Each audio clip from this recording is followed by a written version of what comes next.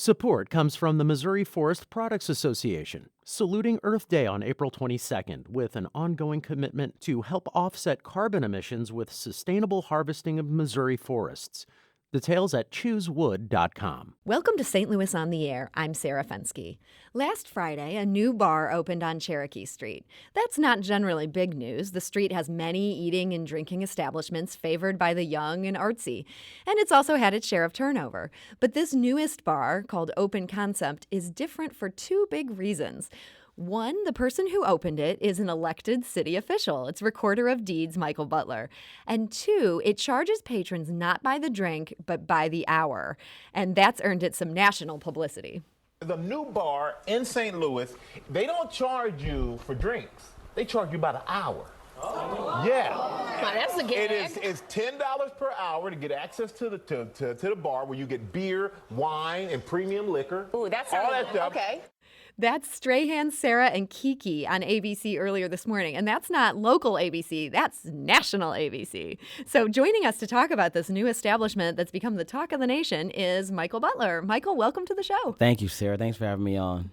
And for those of you listening, if you have a question for this new bar owner, you can give us a call at 314-382-8255. That's 382-TALK. Or you can send us a tweet at STL On Air or email us at stlpublicradio.org or talk at stlpublicradio.org.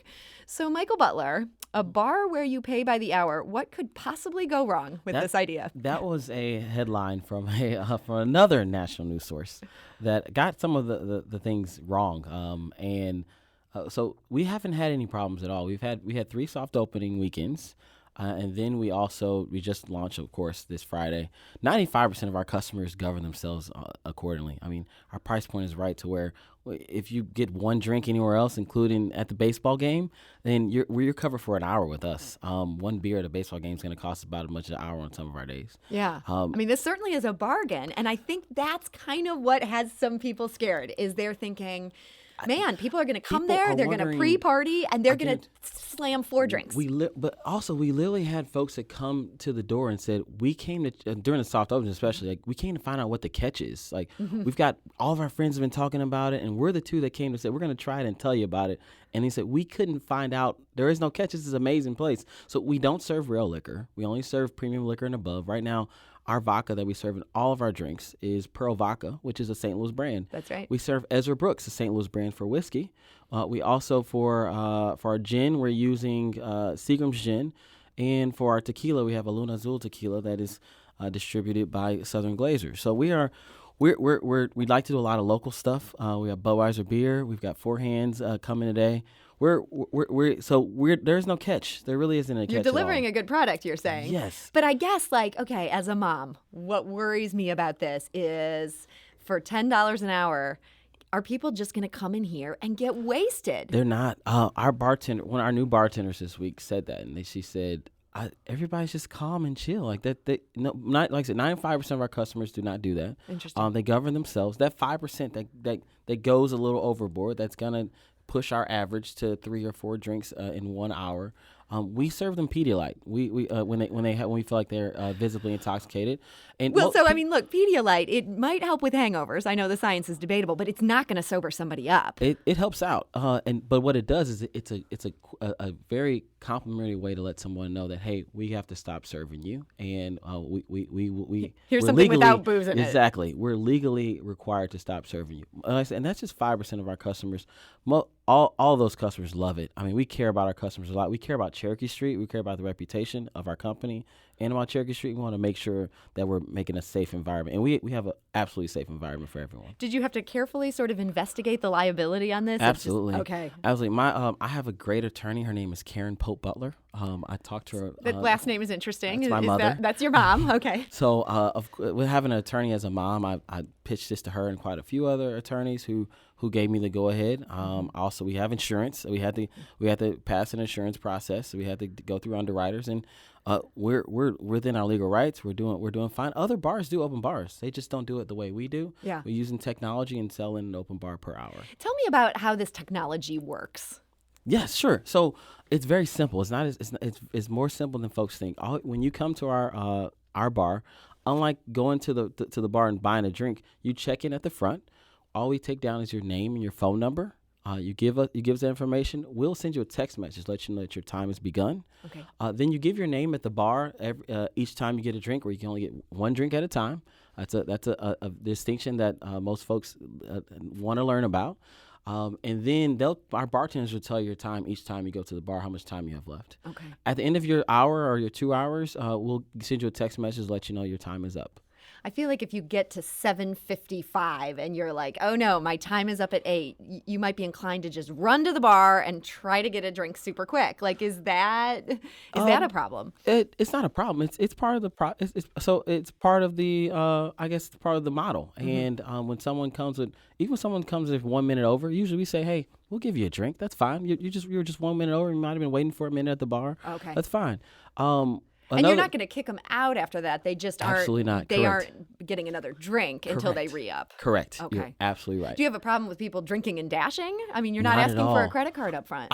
And I hate to. I'm not gonna give the people the trick of the trade on St. Louis on the air, but our customers have become pretty savvy about getting that last drink with 5 minutes left and then hanging out for a little while longer. Okay. So far it's working. Perfectly legal. Tell me, how does it work for the bartenders? Because bartenders are used to getting, they're getting $2 a drink, and now all of a sudden people are paying $10. They might have several drinks in that hour. Do they get paid an hourly wage that's above? Yes, our bartenders are paid $10 per hour plus tips. Okay. Because our customers are not inclined to tip as much. We want our bartenders to take care of us, so we take care of them.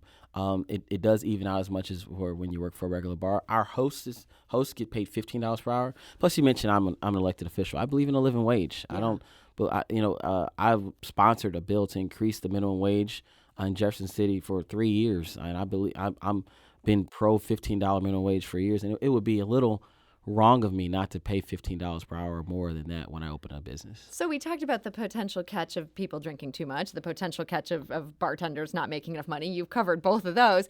How are you going to make money on this thing if you're serving a decent quality of alcohol and people can just, they're timing their drinks, so they're paying for 1 hour and having 3? We are serving great drinks. We're having a great time. We have a great atmosphere in the building with a bunch of different things you can do as far as board games.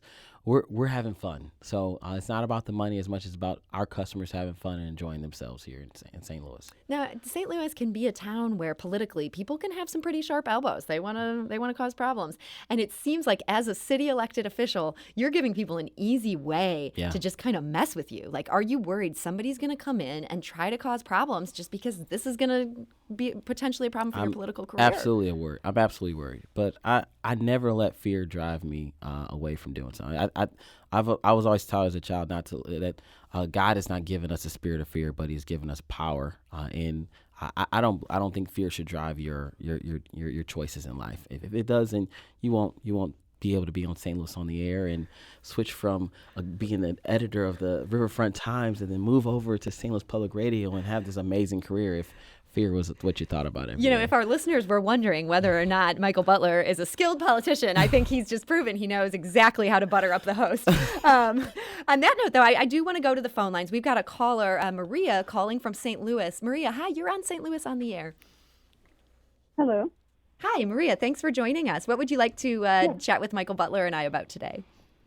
Well, I'm just listening to this concept, and I think from a mental health perspective, and from dealing with how you want to present drinking, especially we have a lot of college students in our town, in the area, and even for adults. The concept of drinking responsibly is around drinking a certain amount, not more than a certain amount in an evening, and not more than a measured drink in 1 hour. And so when we're teaching young people and even anyone of any age how to drink responsibly, I think this is not a good idea at all. Maria, thank you for that. Michael Butler, what would you want to say? I'd say I understand where the callers come from. That, and our text message that we send when people's time's begun is that please drink responsibly. Your time has begun. I don't disagree with the customer. With the caller. I think that our concept is not for everyone. It's not for folks who may consider themselves alcoholics. It's not for that. And we're gonna make sure that those folks are not served or are stopped, and let know, hey, we can't have you here at the bar. I mean, I don't imagine that our bar is going to be the place that is going to be teaching folks how to drink. We are just there to serve a good drink and to be responsible, neighbors within Cherokee Street. Maria, thank you for that call. If you're listening and you want to join our conversation, we're at 314-382-8255. That's 382-TALK. You can also send us a tweet at STL On Air or email us at talk@stlpublicradio.org. On a lighter note than some of the important issues I think Maria was raising, I understand that one of the drinks served at the bar is described as a secret recipe that you've been making since your dorm room days. Yeah. Not to go back to irresponsible drinking, which I know happens in dorm rooms, but what is the Lou juice? The Lou juice has vodka in it, and I will not do the recipe here, but it has a little vodka and some soda, and it's been one of our biggest sellers. I hate to use the word seller, but our biggest choice drinks within the establishment. It's very tasty. It's something that me and some friends made, and I imagine now that they're hearing about it, they're going to want royalties. And now that they know you're making money off of it. We weren't irresponsible with that drink at all, though, in college. I can promise you that. We just had some great times, and I hope those great times can spread to our customers as well. The cocktails that you're serving, can people come in and order anything? They could get a martini, or are you serving a more limited selection of cocktails? Very good question. It is a quasi-limited selection. So for our $10 option, we have about 6 specialty drinks, including the Lou juice. We have 10 standing cocktails, including lime margarita, a whiskey Coke, a whiskey sour.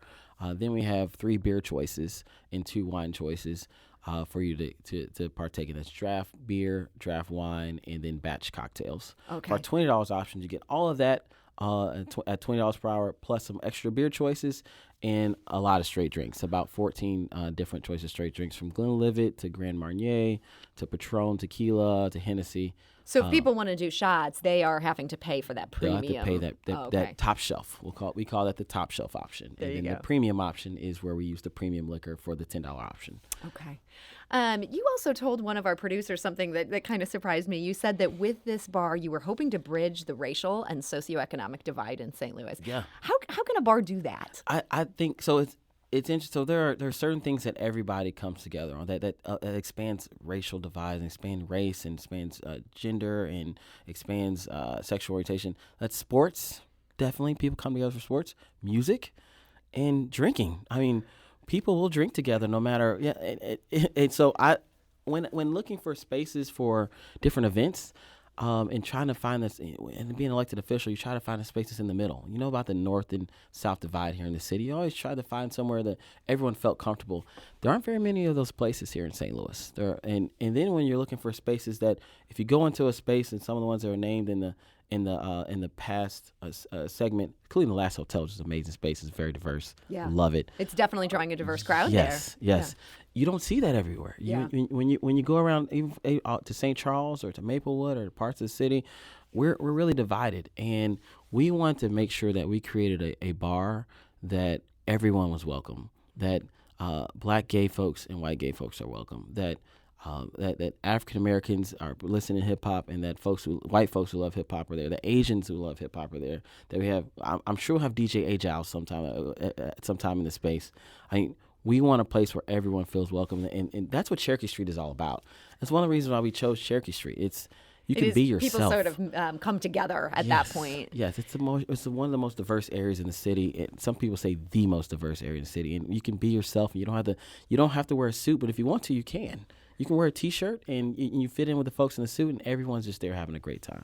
We're hearing from a number of callers that want to discuss this with you. I don't know if we'll have happen. time for everybody, but we'll see what we can get to. Mark calling from Olivet. Hi, you're on St. Louis on the Air. Hi, how are you guys today? Good. Thank you for joining us. What would you like to talk to Michael Butler about? Well, I've got 3 quick thoughts and then a question, and then I'll take my answer off the air. The first thing is I applaud him for coming up with a unique alternative to having a bar. I think the hourly is genius. I personally don't drink, but my question for him is, how did he navigate the process of being a city elected official and opening up a bar was that difficult? Did the administration give him any trouble for it? What was that like? And I think great job. Go, Michael. Mark, thank you for that question. You've asked a really interesting question there, Michael Butler. Thank you, Mark. It wasn't as difficult. Kudos to Mayor Lyda Crewson and the administration for having a process that is thorough, but also very fair. And I would say the only thing that I like to improve about the process is the use of technology. In our office, in the Recorder Deeds office, we're bringing everything online. We've talked about that before between us, and I would like to see that expand to other offices in City Hall. The Excise Commission, which handles liquor licenses. Yes. I've heard from many business owners in the city that it is incredibly cumbersome to deal with the city's process. Did you find that in your own experience? I wouldn't call it cumbersome because I would say I just took an approach where I knew just every day when it's something I'd say it's just more work. It's just more work. I tend to be a positive person, and I wouldn't call it cumbersome as much as it's thorough, and you have to complete tasks in a certain amount of time. You have to devote time. I will say the difficulty was that I kept my full-time job at the same time. I was going to ask you that. I mean, you just got elected pretty recently to be this Recorder of Deeds. You've talked a lot about changes you want to make in that office. Yes. How do you possibly also have time to run a bar?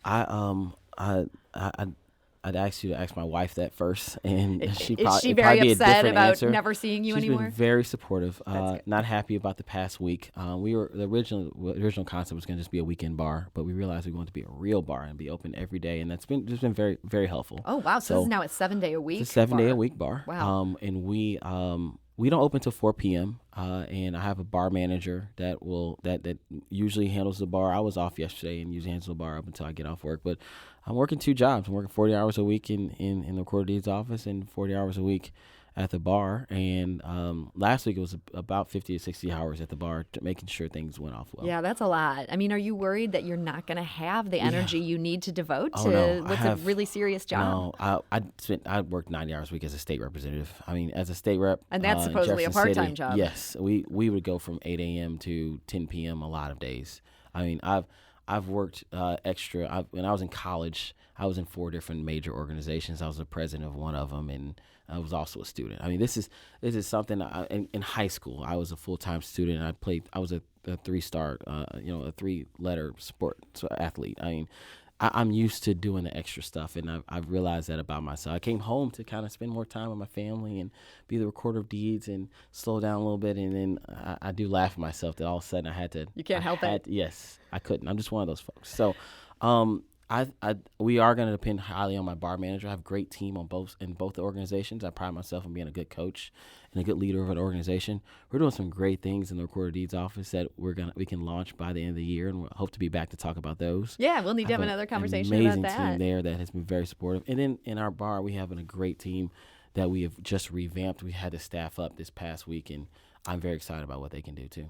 So we did get one more question, and it's something that rather than go to the phone line since we're sort of short on time here, Cindy asks, she's wondering if Open Concept is power chair accessible. Do you know the answer to that? I know there's certain dimensions that come with power chairs. That is a great question. I believe it is. I know it's power chair accessible to come into the space. I'm trying to think how wide our bathroom door is, but I'm pretty sure it is because we have 2 bathrooms. Okay. And I'm pretty sure one is definitely handicap accessible. Yes. 'Cause Okay. it even has the. And if Cindy wants more information about that, maybe she can call the bar later today and Yes. you'll have an answer for her. Yes, she can. So Thank you. That would be great. And you're in the former Melt space, is that correct? I am. So it's one of the bigger Cherokee spaces. Yes, it is. It is. And I think some of the other restaurants are ready where they'll be able to fill it up. And we have an homage to Melt. And we're doing very fine with that. We have an homage to Melt within the space. They had some great chalk walls if you've been there before. And some of the chalk wouldn't come off. So we left this beautiful homage to Melt that has a big eye in it. It's beautiful. It's just a great, fun, safe space that has an amazing atmosphere. And I love the spirit that Melt has kept in there.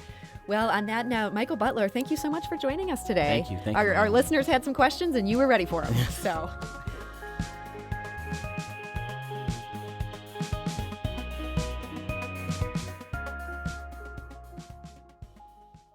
Support comes from the Missouri Forest Products Association, saluting Earth Day on April 22nd with an ongoing commitment to help offset carbon emissions with sustainable harvesting of Missouri forests. Details at choosewood.com. Support comes from the Missouri Forest Products Association, saluting Earth Day on April 22nd with an ongoing commitment to help offset carbon emissions with sustainable harvesting of Missouri forests. Details at choosewood.com.